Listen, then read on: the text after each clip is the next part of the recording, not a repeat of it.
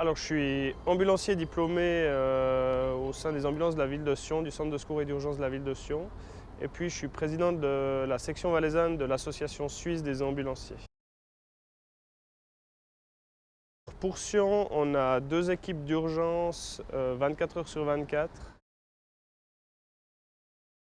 Je crois qu'on a une moyenne qui oscille entre 10 et 14 interventions par 24 heures, donc jour et nuit comprises. Alors c'est une question qui est difficile à répondre. C'est une pathologie qu'on rencontre fréquemment dans notre profession. Je pense qu'on en fait en tout cas 1 voire 2 par mois par ambulancier dans le service. Le dernier, il remonte à la semaine passée. C'est une des pathologies qu'on rencontre souvent dans notre profession. L'ambulance est déjà équipée pour toutes les pathologies qu'on peut rencontrer. Elle est déjà équipée à 100% pour tout, avec même du matériel en réserve. Donc on ne va pas préparer l'ambulance différemment. Nous, on va peut-être toujours garder à l'esprit que si on a déjà la notion de la part du 144 qu'on part sur un AVC, on va déjà un petit peu se préparer mentalement à se dire qu'il va falloir qu'on gagne le plus de temps possible sur l'intervention. C'est pour ça qu'on va rouler aussi avec les feux bleus sirènes, autant à l'aller, mais aussi au retour pour gagner le plus de temps possible. C'est peut-être la seule chose qu'on va se dire qu'il faut qu'on limite le temps sur place et puis qu'on arrive à extraire le patient le plus rapidement possible vers l'hôpital.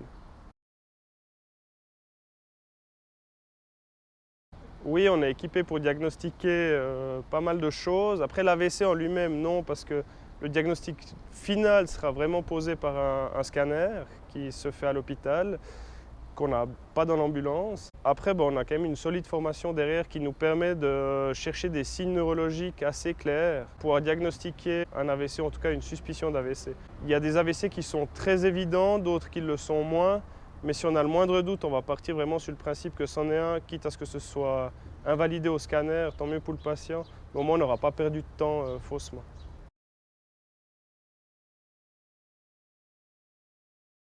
Alors c'est vrai qu'on parle de gain de temps, que c'est vraiment, nous on dit time is brain, ça veut dire que le temps c'est du cerveau, donc chaque seconde de perdu, c'est des neurones qui vont disparaître.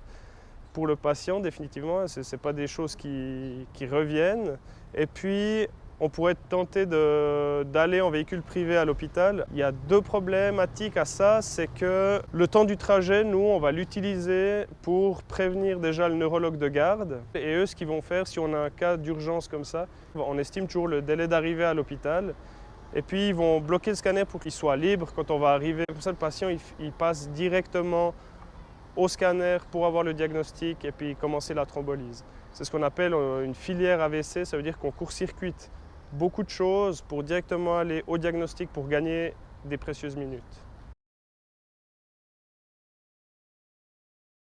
Alors nous on voit les gens qui ont eu des AVC et qui étaient hors délai, parce que il existe en fait un délai pour pouvoir traiter les AVC, et plus le délai est court, moins il y aura de séquelles.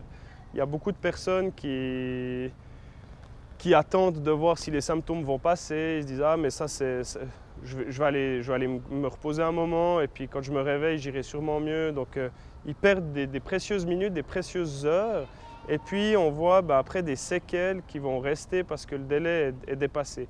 Et puis ces séquelles, elles amènent une augmentation obligatoire du coût de leur vie au quotidien parce qu'ils ont un handicap, parce qu'ils doivent aménager différemment leur appartement. Il y a des gens qui doivent déménager, il y a des gens qui ont des troubles du langage, qui perdent leur travail. Alors, c'est vrai que c'est toutes des choses, si on doit parler financier, ça va coûter beaucoup plus cher le prix du handicap au quotidien que d'appeler une ambulance puis gagner des précieuses minutes pour l'AVC.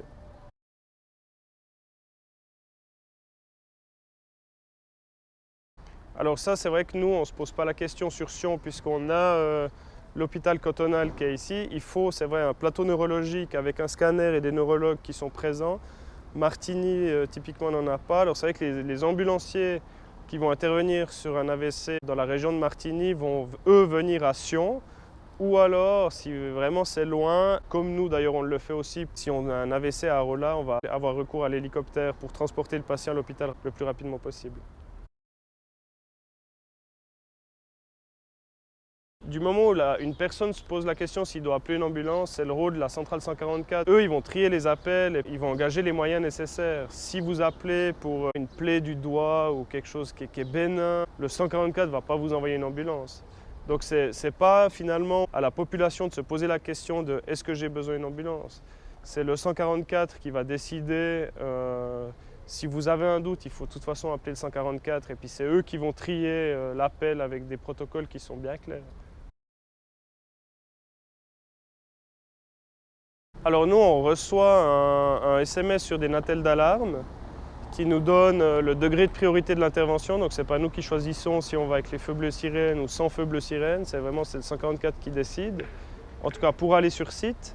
Et puis on a les informations primaires qui sont le nom de la rue, l'étage, le numéro de la rue, si c'est un homme, une femme. Et puis ce que leur protocole leur a donné comme code, en fait, ils ont des codes qui donnent par exemple un 26 Charlie 01, ça donne en fait un code problème avec un degré de priorité. Et puis nous après, dans l'ambulance, on a une tablette avec un système qui nous donne plus de renseignements où le centraliste peut rajouter tout ce qu'il veut. Par exemple, on sait que les gens qui ont fait un AVC ont plus de risques d'en refaire un. Donc, si on part sur des symptômes neurologiques, souvent ils mettent que c'est déjà quelqu'un qui a un antécédent d'AVC. Donc, on va peut-être être plus susceptible de se dire c'est possiblement de nouveau ça. Merci beaucoup en tout cas, M. Rosset. Mais de rien.